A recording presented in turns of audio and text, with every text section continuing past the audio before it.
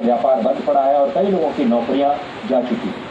अब supreme court ने कहा है कि सरकार को इन लोगों की परेशानी पर ध्यान देना चाहिए। वो रिजर्व बैंक की आड़ लेकर अपनी जिम्मेदारी से बच नहीं सकती। सुप्रीम कोर्ट ने साफ कहा कि सरकार को सिर्फ बैंकों के बिजनेस के बारे में चिंता नहीं करनी चाहिए, आम जनता की परेशानियों पर भी ध्यान देना सरकार के लिए जरूरी है। पिछले 6 महीने से लोगों को अपने लोन पर ब्याज चुकाने से मोहलत मिली हुई थी।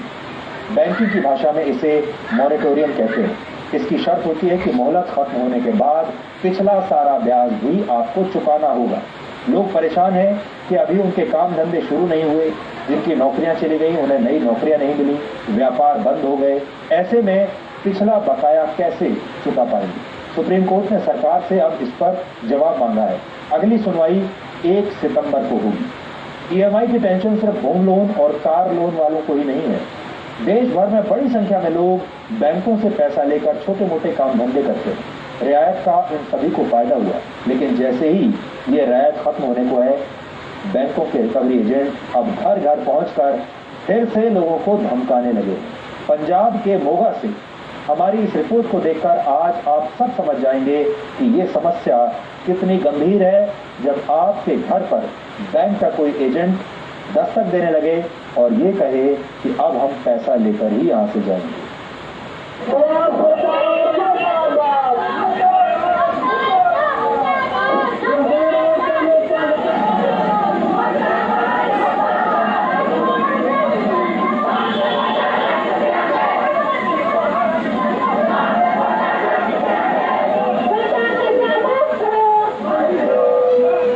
पंजाब के मोगा की जिस छोटी सी दुकान के आगे महिलाएं प्रदर्शन कर रही हैं, वो एक माइक्रो फाइनेंस कंपनी है।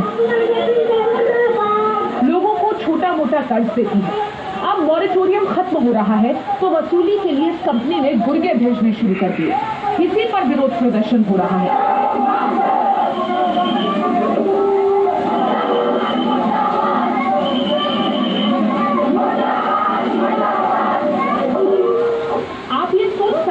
कि कर्ज लेकर ना चुकाना तो जुर्म है, लेकिन इस प्रदर्शन पर मत जाइए। इसके पीछे छिपे दर्द और मजबूरियों को समझिए।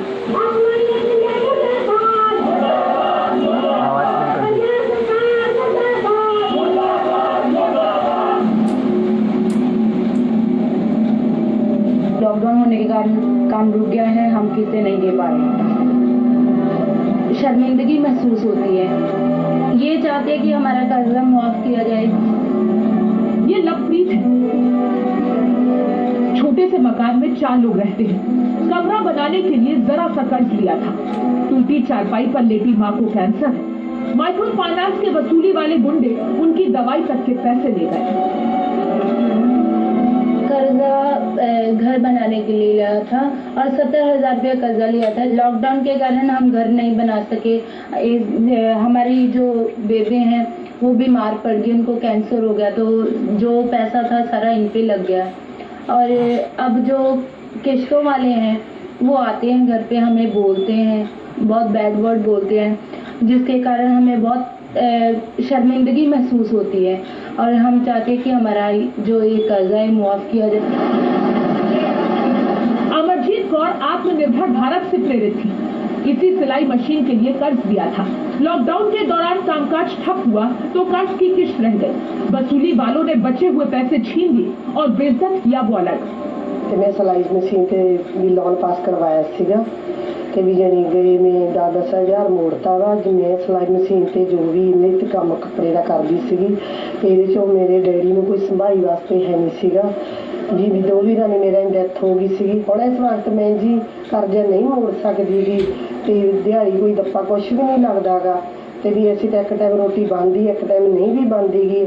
ਸਾਡੇ ਡੈਡੀ ਦੀ ਜਿਹੜੀ ਦਵਾਈ ਦੇ ਪੈਸੇ ਸੀ ਉਹ ਵੀ ਕਿਸ਼ਤ ਵਾਲੇ ਧੱਕੇ ਨਾਲ ਸਾਡੇ ਤੋਂ ਲੈ गए ਆ। ये सिमरनजीत कौर है। घर चलाने के लिए पति रेहड़ी लगाते थे। रेहड़ी के लिए 25,000 रुपए का कर्ज लिया था।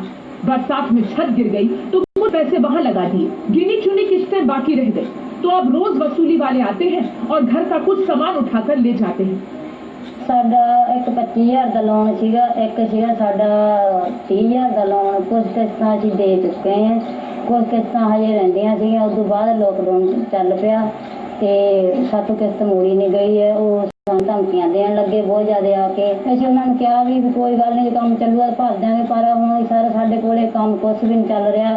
ਅਸੀਂ ਕਿਸ਼ਤਾਂ ਨਹੀਂ ਮੋੜ ਸਕਦੇ ਹਾਂ, ਅਸੀਂ ਬਹੁਤ ਗਰੀਬ ਘਰ ਦੇ ਹੈਗੇ ਹਾਂ, ਕਿਸ਼ਤਾਂ ਸਾਥੋਂ ਨਹੀਂ ਮੋੜੀਆਂ ਜਾਣੀਆਂ। ਸਾਡਾ ਕਰਜ਼ਾ ਜਿੰਨਾ ਵੀ ਲਿਆ ਗਿਆ सारा साडा माफ होना चाहिए। नवप्रीत के पति घरों में पेंटिंग का काम करते हैं। उसी का सामान लेने के लिए 25,000 का कर्ज लिया था, मात्र 5,000 रुपए बाकी थे।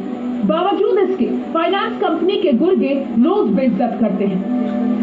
वो आते हैं, हमें कहते हैं कि किस्तें दो, हम तुम्हें ब्लॉक में पा देंगे, तुम्हारे घर का सामान ले जाएंगे, ये करेंगे। बहुत बुरे शब्द बोलते हैं हमें। घर के आसपास के लोग भी हमें आकर देखते हैं, हमें इंसल्ट महसूस होती है, हमें बेइज्जती महसूस होती है। हम बस यही चाहते हैं कि हम जब काम ही नहीं चल रहा है, हम किस्तें कहाँ से वापस करें उन्हें। 5-6 हज़ार रुपये के लिए हमें इतना कुछ सुनना पड़ रहा है। ऊपर से आके वो धमकियाँ देते हैं, हमें माड़ा चंगा बोलते हैं। हम बस यही चाहते हैं कि हमारा ये कर्जा माफ किया जाए।